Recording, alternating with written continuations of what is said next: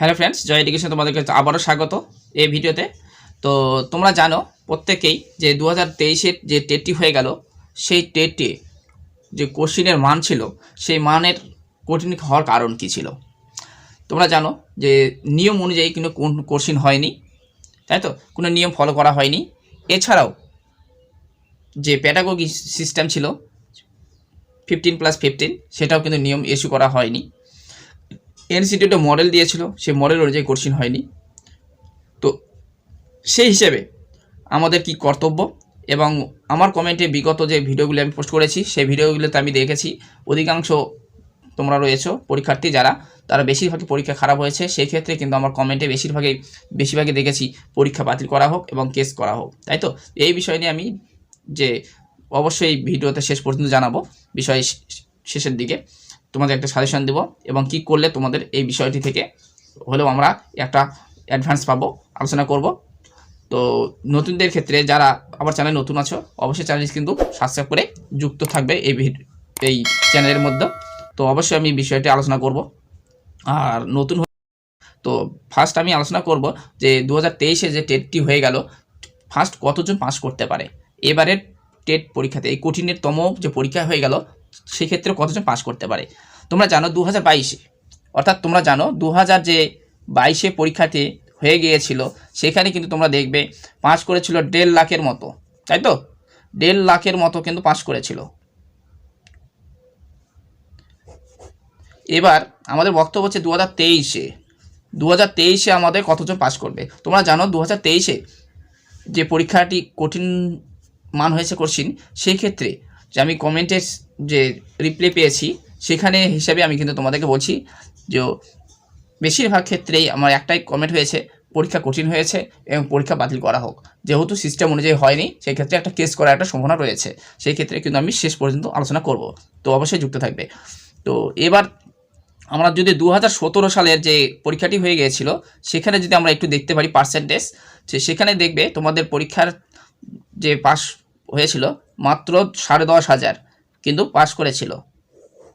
2017 সালে যে পরীক্ষার রিক্রুটমেন্ট হওয়ার কথা ছিল সেখানে কিন্তু 10.5 পাস করে, ঠিক আছে। সেটা রিক্রুটমেন্ট যেহেতু এখনও কমপ্লিট হয়নি। এছাড়াও 2022-এর ক্ষেত্রে কিন্তু দেখবে কোশ্চিন যেহেতু সহজ হয়েছিল, সেই ক্ষেত্রে কিন্তু 1.5 লাখ পাস করেছিল।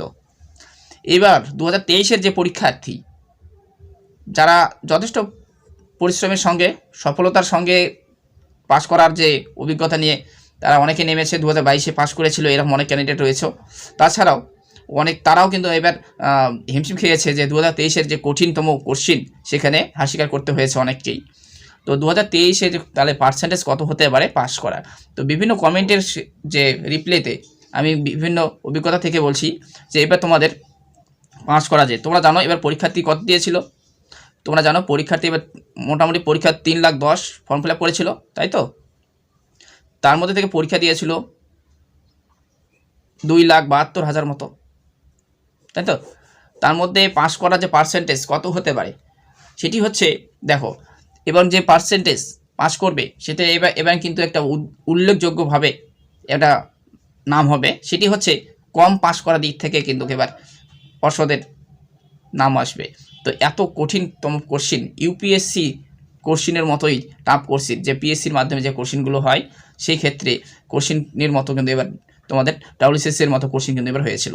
সেক্ষেত্রে এবার পার্সেন্টেজ কত হবে একটা সম্ভাবনা একটা আমি আলোচনা করছি, এটা কিন্তু কখনো সঠিক হবে আমি বলতে পারবো না, ঠিক আছে। সেই ক্ষেত্রে এখানে পার্সেন্টেজের যে বিষয়টি তোমরা জানো 2022-এর ক্ষেত্রে কিন্তু পার্সেন্টেজ ভালো চলছে 24.3, অর্থাৎ 24.5%।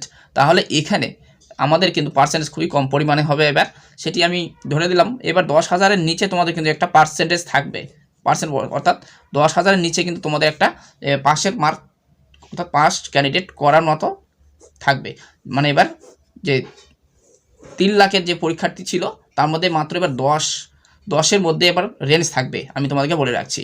এটি যদি তোমাদের এই মত থাকে অবশ্যই একটু ভিডিওতে লাইক করবে এবং তোমাদের যে সম্ভাবনা কত পাস করতে পারে অবশ্যই কমেন্টে জানাবে। আর একটা কথা, তোমরা প্রত্যেকেই একটা কমেন্ট করেছো, সেটি হচ্ছে কেস করা হোক এবং পরীক্ষা প্রশ্ন যে পরীক্ষাটা হয়েছে সেটা বাতিল করা হোক। এক্ষেত্রে আমি বলবো, যেহেতু আমাদের এখনও মডেল অ্যান্সার কি আসেনি, সেই ক্ষেত্রে কী করা হয়, মডেল কোশ্চিন আসুক, তারপরে আমরা সেই বিষয়ে একটি আলোচনা করব, এবং তার পরিপ্রেক্ষিতে আমি একটা তোমাদের গ্রুপ ওয়াইজ কিন্তু একটা করার জন্য অবশ্যই একটি ভিডিও পোস্ট করব, ঠিক আছে। তো তার আগে এই বিষয়ে একটা সাজেশন একটাই দেবো, তোমরা চ্যানেলের সঙ্গে যুক্ত থাকবে, কখন কি আপডেট আসছে অবশ্যই তোমাদের এই টেট সংক্রান্ত আমি তোমাদেরকে কিন্তু পোস্ট করতে থাকবো। তো অবশ্যই চ্যানেলে যুক্ত থাকবে, এটা কিন্তু ফার্স্ট আমি তোমাদেরকে জানাচ্ছি। এবং প্রশ্ন সংক্রান্ত যে মামলাটি হতে চলেছে, সেই মামলা সংক্রান্ত কিন্তু পরপর আপডেট তোমাদেরকে আমি দিতে থাকবো। অবশ্যই কিন্তু একটা গ্রুপ করে একটা কেস করতে হবে, সেই ক্ষেত্রে তোমরা একটা এগিয়ে রাখার জন্য অবশ্যই কিন্তু একটা একজোটবদ্ধ হও। আন্দোলনের মাধ্যমেই কিন্তু এই একমাত্র এই স্টেটে সমাধানের পথ, তাছাড়া কিন্তু কোনো পথ নেই। তো তাহলে বুঝতেই পারছো, আমাদেরকে ফার্স্ট কী করতে হবে, মডেলের জন্য একটা অপেক্ষায় থাকতে হবে, তারপরে অ্যান্সার, ফাইনাল অ্যান্সার কি, তারপরে কিন্তু আমাদের প্রশ্নর বিতর্কের যে প্রশ্ন মামলা, তার পরিপ্রেক্ষিতে কিন্তু আমাদেরকে মামলার দিকে এগোতে হবে। তার জন্যই তোমাদেরকে যুক্ত থাকতে হবে এই চ্যানেলের মাধ্যমে। আমি তোমাদের পরপর যে আপডেট সেগুলি কিন্তু তোমাদেরকে প্রোভাইড করব। তো ভিডিওটি যদি তোমাদের একটু হলে তথ্য সংক্রান্ত মনে হয়, তাহলে অবশ্যই একটি লাইক করবে, এবং নতুন বন্ধু হলে অবশ্যই একটি সাবস্ক্রাইব করে চ্যানেলের সঙ্গে যুক্ত থাকবে পরবর্তী আপডেটগুলি পাওয়ার জন্য।